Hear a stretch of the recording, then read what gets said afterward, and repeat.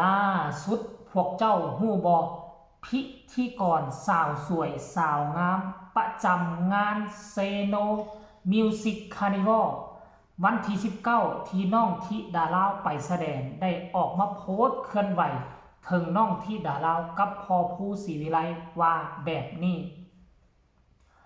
ทักทายสวัสดี FC แฟนคลับทุกท่านมาพบมาพ่อกับค่อยอีกแล้วช่วงค่อยคำยามแรงปัจจุบันนี้กะ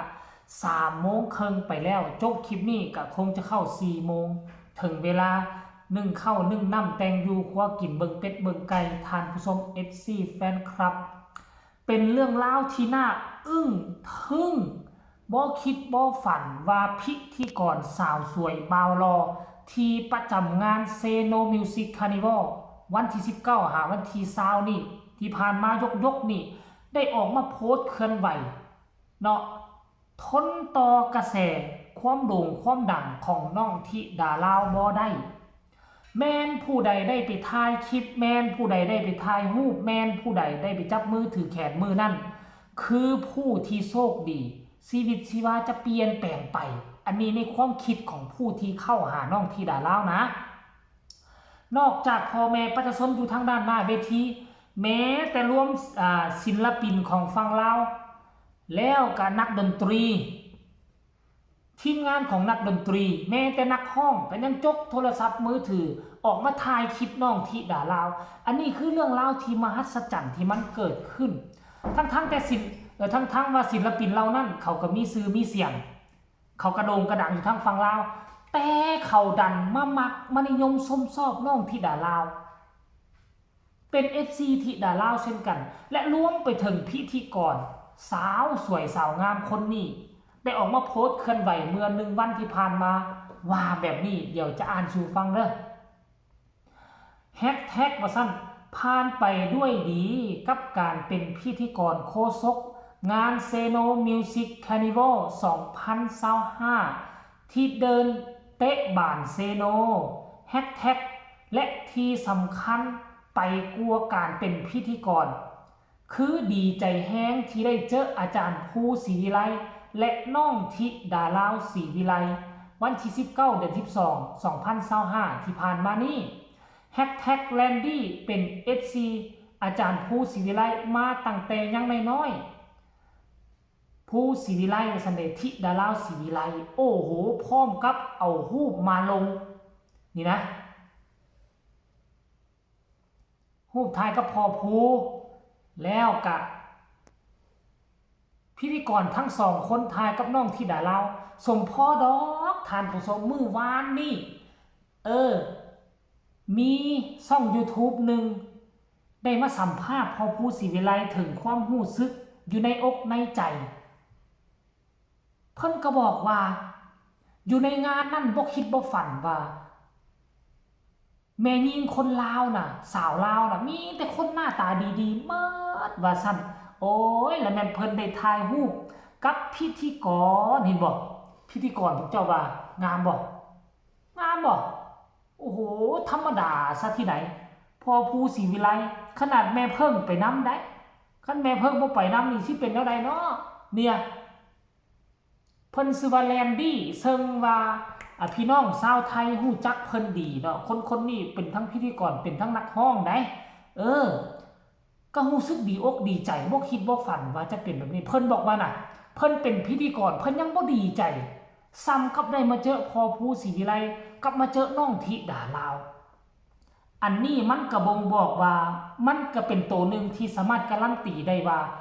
กระแสของน้องธิดาลาวปัจจุบันนี้อยู่ทางฝั่งลาวคือมันกระโดดข้ามขั้นไปแล้วมันกระโดดขั้นท่ากรณีว่าพอภูศรีวิไลมาปั้นน้องอยู่ทางฝั่งลาวนี่ก็อาจจะบ่โด่งบ่ดังบังเอิญว่าเอาไปปั้นอยู่ต่างแดนคนที่อยู่ฝั่งประเทศลาวเนาะฮู้ข่าวว่าเพิ่นไปดังอยู่ต่างแดนยิ่งมีความภาคภูมิใจเวลาน้องธิดาลาวมาอยู่เมืองลาวก็ยิ่งสนับสนุนยิ่งอยากเข้าใกล้ขั้นท่ากรณีมันมาปั้นอยู่ประเทศไทยประเทศลาวเองความภาคภูมิใจมันจะบ่มีหลายซ้ำกับที่ไปโด่งไปดังอยู่เมืองนอกเมืองนาไหนอันนี้ไปดังอยู่ต่างประเทศเขาจึง อวดองค์ทะนงโตนี่นางอันนี้คือคนลาวธิดาลาวคือคนลาวมีความรู้ความสามารถจนไปโด่งไปดังอยู่ต่างประเทศจนเฮ็ดให้ต่างประเทศยอมรับว่าความสามารถมีหลายเห็นบ่ล่ะเฮาก็จังมีตัวอ้างตัวอิงตัวกาวย่องย่อสรรเสริญคันว่าปั้นอยู่ทางลาวก็บ่โด่งบ่ดังกับคนลาวคือกันเด้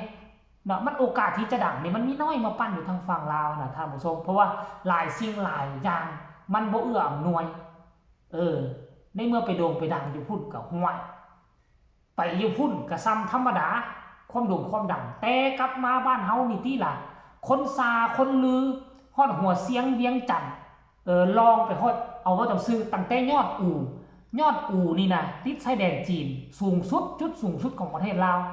ปัจจุบันนี้ชื่อเสียงของน้องธิดาลาวตั้งแต่ยอดอู่ไล่ลงจนไปถึงลีผีจุดใต้สุดของประเทศลาวจากเหนือสุดใต้สุดฮู้จักธิดาลาวหมดปัจจุบันนี้อาจจะเป็นเพราะด้วยงานตัวนี้แหละหลายคนไปเบิ่งหลายคนไปชมหลายคนไปเชียร์หลายคนไปแชร์หลายคนเข้าไปคอมเมนต์ต่างๆนานาเดี๋ยวค่อยจะไปเบิ่งเนาะหลังจากที่พิธีกรท่านนี้โพสต์กับคนก็ให้ความสนใจหลายมีคนเข้าไปคอมเมนต์หลายเลยล่ะหนึ่งในนั้นก็คือพอผู้ศิวิไลเข้าไปคอมเมนต์ด่วนเลยว่าขอบใจหลายๆเด้อที่ให้ความฮักความเมตตาต่อน้องธิดาลาวว่าซั่นคนต่อมาก็บอกว่างานนี้บ่เห็นเลนดี้ห้องเพลงเลยคงลืมหนุ่มอุบลบ่าวไทยแล้วฮ่าติดตามตลอด FC ศรีสะเกษอันนี้ FC ของพิธีกรท่านนี้เพิ่นชื่อว่าเลนดี้คนนี้บอกว่าขอบใจที่น้องธิดาลาวได้ร่วมงานกับพิธีกรว่าซั่นเด้พิธีกรงามเลิศเด้ว่าซั่นคอนเสิร์ตมื้อคืนนี้มวลหลาย FC น้องธิดาลาวจ้าว่าซั่นอย่าลืมให้โอกาสน้องใหม่ด้วยนะครับว่าซั่นเด้พิธีกรสง่างามแท้ๆว่าซั่นสวัสดีมีความสุขนะครับว่าคนนี้บอกว่าสมเสยคนงามว่าซั่นโอ้ยท่านผู้ชม FC แฟนคลับเว้ยบ่คิดบ่ฝันว่างานที่เกิดขึ้นมือนั่นแต่มันยังโด่งดังในมือนี้ท่านผู้ชมเอ่ยอันนี้คือประวัติศาสตร์หน้าใหม่ของวงการเพลงลาวบ่แน่ได้อีกจังหน่อยนึงกระทรวงวัฒนธรรมอยู่ทางเวียงจันทน์ได้รับได้ฮู้ผลงานข่าวสารแล้วเผลอๆอาจจะเอิ้นเข้าไปร่วมงานนำกันก็ได้งานสำคัญของชาติต่างๆนี่นะแต่ว่าก็ขอให้น้องฝึกฝนไว้ภาษาไทยก็ให้ฝึกเว้าภาษาลาวก็บ่ให้ลืมเวลาคันทางการที่เขาเจ้าเอาไปร่วมงานนำนี่คันไปเว้าเป็นภาษาชาติอื่นจังหน่อยนึงจะมีคนวิพากษ์วิจารณ์ตำหนิติชมเนาะแต่ว่าก็บอกเอาไว้ซื่อดอกอาจจะบ่ง่ายดอกที่จะได้ร่วมงานเผลอๆก็บ่ฮู้ได้บางทีปีหน้าปีในท่านผู้ชม FC แฟนคลับโอเคเจบ่เล่าเห็นข่าวนี่ก็ฮีบด่วนเอามานำเสนอถึงเรื่องราวมหัศจรรย์ที่มันเกิดขึ้นกับชีวิตพ่อครูกับครอบครัวศรีวิไลที่ย่างก้าวเข้ามารับงานอยู่ฝั่งลาวเต็มพิกัดสำหรับคลิปนี้ก็ฝากฟังเอาไว้ซ้ำนี้แหละใครมีคำตำหนิติชมคำคิดคำเห็นก็ส่งข่าวมาได้ทางใต้คอมเมนต์พ่อกันใหม่ในคลิปหน้าสบายดี